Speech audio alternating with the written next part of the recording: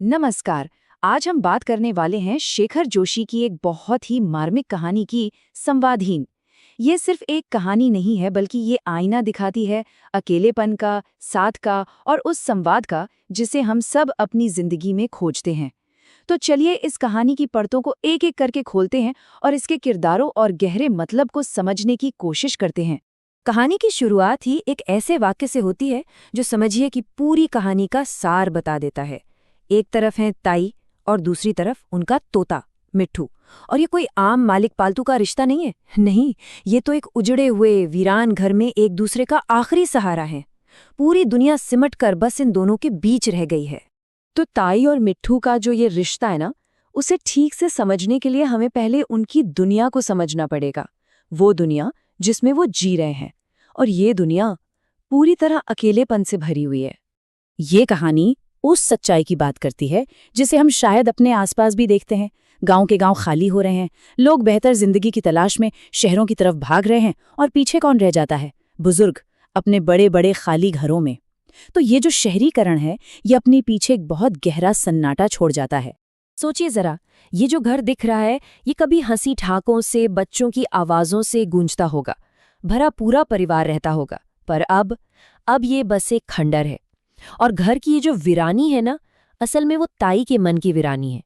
ये खाली दीवारें उनके अकेलेपन को जैसे और बढ़ा देती हैं। कहानी का जो टाइटल है संवादहीन, वो अपने आप में ही पूरी कहानी कह देता है। संवादहीन मतलब जहां संवाद ही ना हो। और ये सिर्फ बातचीत की कमी नहीं है, नहीं, इसका मतलब कहीं ज्यादा गहरा है। ये एक ऐसी जिंदगी की तरफ इशारा है जहां आपके पास अपना सुख दुख, अपनी भावनाएं बांटने के लिए कोई है ही नहीं। तो सवाल ये है कि इस संवादहीन, इस खामोश दुनिया में आवाज आती कहाँ से है? और यहीं पर एंट्री होती है मिट्ठू की। वो तोता जो ताई के इस चुपचाप दुनिया में संवाद का इकलौता जरिया है।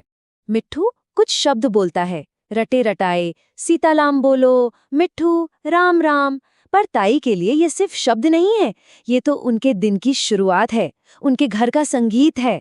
ये इस बात का एहसास है कि वो अकेली नहीं है। मिट्ठू की यही आवाज उस खालीपन को भरती है जो अपनों के चले जाने से उनकी जिंदगी में आ गया है। तो आप समझिए, मिट्ठू सिर्फ एक तोता नहीं है, वो तो उन सारे रिश्तों की जगह ले चुका है जो अब ताई की जिंदगी में नहीं है। वही है जो उन्हें सुबह जगाता है, वही है जिससे वो बातें करती हैं, जो उनकी चिंता करता है, उनकी पुरानी कहानियां सुनता है। एक तरह से देखा जाए तो मिट्ठू ही उनका पूरा परिवार बन चुका है। लेकिन हर कहानी में एक मोड़ आता है। ताई और मिट्ठू की इस छोटी सी स्थिर दुनिया में भी एक नया विचार आता है, और ये विचार अपने साथ एक बहुत बड़ी दुविधा लेकर आता है। ये विचार आता है जगन मास्टर के रूप में। अब जगन मास्टर कोई विलन नहीं है, नहीं, वो एक उसूलों वाले आदमी हैं। उनका मानना है कि आज़ादी हर किसी का, हर जीव का हक है, और किसी को भी पिंजरे में बंद रखना पाप है। तो उनका जो नजरिया है वो ताई की दुनिया से बिल्कुल बिल्कुल उलट है। जहां ताई के लिए पिंजरा सुरक्षा है, साथ है, वहीं जगन मास्टर के लिए वो गुलामी है। और होता वही है, जगन मास्टर अपने उसूलों पर चलते हैं। वो एक दिन मौका देखकर मिट्ठू के पिंजरे का दरवाजा खोल देते हैं, उसे आजाद कर देते हैं। उन्हें लगता है कि वो बहुत अच्छा काम कर रहे हैं, एक पुण्य का काम, एक कैदी को रिहाई दे रहे हैं। पर यही कहानी का सबसे बड़ा ट्विस्ट है। एक इंसान की आज़ादी दूसरे के लिए तबाही बन जाती है। ताई के लिए वो खुला हुआ पिंजरा आज़ादी का निशान नहीं था, वो तो उनके जीवन में बातचीत के, संवाद के आखिरी जरिए का अंत था।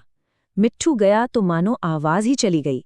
उनका घर फिर से वही सूना खंडर बन गया, और ताई एक बार फिर से संवादहीन हो गई। तो देखिए, कहानी हमें एक ऐसे मोड़ पर लाकर खड़ा कर देती है जहां दो अलग अलग सच हैं, और दोनों ही अपनी अपनी जगह सही लगते हैं। एक तरफ ताई है जिनके लिए वो पिंजरा स्नेह था, साथ था, और दूसरी तरफ जगन मास्टर जिनके लिए वही पिंजरा एक बंधन था, गुलामी थी। दोनों का अपना अपना सच। तो फिर सही कौन है? सवाल तो यही उठता है, क्या एक पंछी की आज़ादी ज़्यादा ज़रूरी है, या फिर एक अकेले बेसहारा इंसान की भावनात्मक ज़रूरत?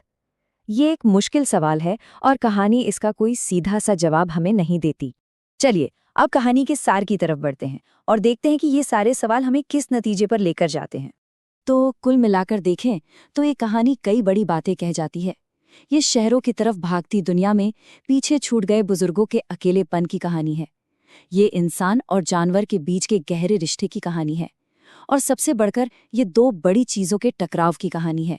एक तरफ है प्यार, लगाव, और दूसरी तरफ है आज़ादी। आखिर में ये कहानी सिर्फ ताई की नहीं रह जाती, ये हम सबकी कहानी बन जाती है, आज के ज़माने की। हम सब फ़ोन से, इंटरनेट से, हर चीज़ से जुड़े हुए हैं। पर क्या हम सच में एक दूसरे से बात करते हैं? क्या हम भावनात्मक रूप से जुड़े हैं? शायद नहीं। हम सब कहीं ना कहीं संवादहीन होते जा रहे हैं। ये कहानी उसी असली कनेक्शन की, असली जुड़ाव की हमारी प्यास को दिखाती है। और लेखक हमें एक बहुत ही गहरे सवाल के साथ छोड़ देते हैं। एक ऐसा सवाल जिसका जवाब शायद हम सबको खुद ही खोजना होगा। सवाल ये है कि क्या आज़ादी के साथ मिलने वाला अकेलापन बेहतर है या प्यार के पिंजरे में रहना? सोचिएगा ज़रूर।